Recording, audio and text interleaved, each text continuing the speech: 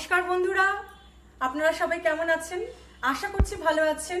আমি শারদিয়া আর আপনাদের প্রিয় পরিবার বং অ্যালাইভে সকলকে স্বাগত জানাই। সুন্দর হাসির পেছনে যদি একদম হলদে চোখ পড়া দাঁত থাকে তাহলে কি বিচ্ছিরি দেখতে লাগবে না? হ্যাঁ, আমি এটাই আজকে ভিডিওতে আপনাদের সাথে শেয়ার করব যে কি করে দাঁতের মধ্যে যে হলদে ছোপ পড়ে সেটা কিভাবে তাড়াতাড়ি তুলে ফেলা যায়, অর্থাৎ দাঁতটাকে কিভাবে সাদা পরিষ্কার চকচকে করে তোলা যায়। আর মেয়েদের তো এটা ভীষণই নিশ্চয়ই কাজে লাগবে, কারণ ধরো তোমার অত সুন্দর ঠোঁটে সুন্দর সুন্দর লিপস্টিক কালার লাগিয়ে এবার যখন তুমি হাসছো তখন যদি হলদে দাঁতগুলো বেরিয়ে পড়ে তাহলে কি বিচ্ছিরি লাগবে।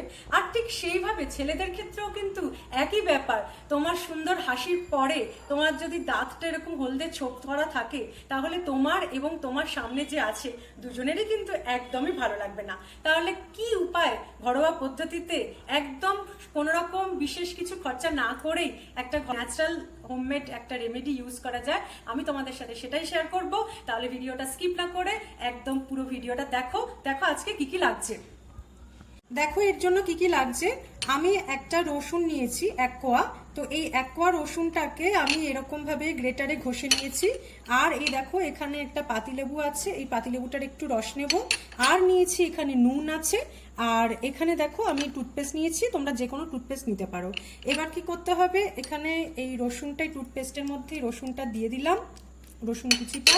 তারপর দিয়ে দিচ্ছি এই দেখো এই ছোট একটুখানি 1/4 নুন। আর দিয়ে দেব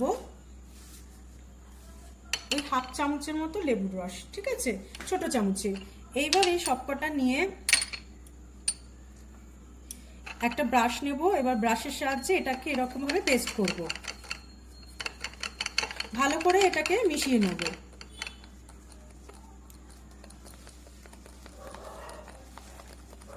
এবার এই 4টে জিনিসের মিশ্রণটাকে নিয়ে আমাদের দাঁতে ওইভাবে ঘুরে ঘুরে ব্রাশ করতে থাকবো। হ্যাঁ, 5 মিনিট ওটা ভালো করে ব্রাশ করবো।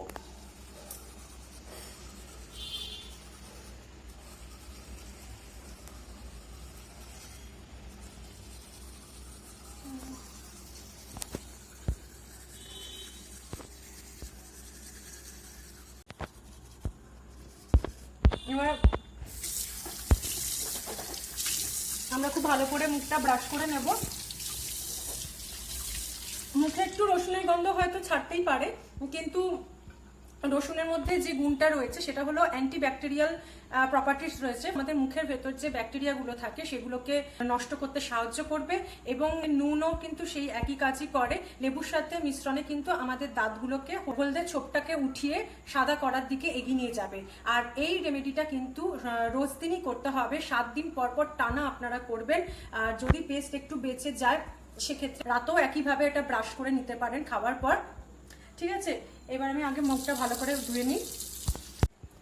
আশা করি আজকের ভিডিওটা আপনাদের খুব উপকারে লাগবে, বিশেষ করে যারা এই সমস্যায় ভোগেন, তাদের দাঁতে এরকম হলদে ছোপ আছে বা খুব সহজেই তাড়াতাড়ি স্টেন পড়ে যায়, তারা এই রেমেডিটা ইউজ করে দেখতে পারে, তাদের ভীষণ এটা কাজে লাগবে। এটা 100% একদম ন্যাচারাল হোমমেড একটা রেমেডি আছে। এটা কোনো পার্শ্ব প্রতিক্রিয়া নেই, বরঞ্চ উল্টে আপনার দাঁতের পক্ষে ভীষণ ভালোই এটা হবে, উপকারে লাগবে। আপনারা অবশ্যই এটা ট্রাই করুন। আপনাদের যদি ভিডিওটা ভালো লেগে থাকে তাহলে প্লিজ একটা লাইক করবেন, কমেন্ট করে আমাকে জানাবেন আপনাদের অভিজ্ঞতা। আর আপনারা আপনাদের প্রিয়জনদের শেয়ার করতে পারেন, যদি তারাও এই সমস্যায় ভুগে থাকেন তাহলে আমার এই ভিডিওটা নিশ্চয়ই তাদের উপকারে আসবে। যারা অলরেডি সাবস্ক্রাইব করে রেখেছেন বং অ্যালাইভ তাদেরকে অসংখ্য ধন্যবাদ জানাই। আর যা এখনো সাবস্ক্রাইব করোনি তারা প্লিজ বং অ্যালাইভ সাবস্ক্রাইব করে এই পরিবারের তাড়াতাড়ি সদস্য হয়ে ওঠো, এইরকম ডেইলি নিত্য নতুন ঘরোয়া টিপস পাওয়ার জন্য, একদম সহজ সরলভাবে এবং মিনিমাম কস্টে, ঠিক আছে। এই কস্ট যদি বাড়িতে যদি লেবু থাকে তাহলে তো কোনো খরচাই হলো না, তাই না? এই রেমেডিটা।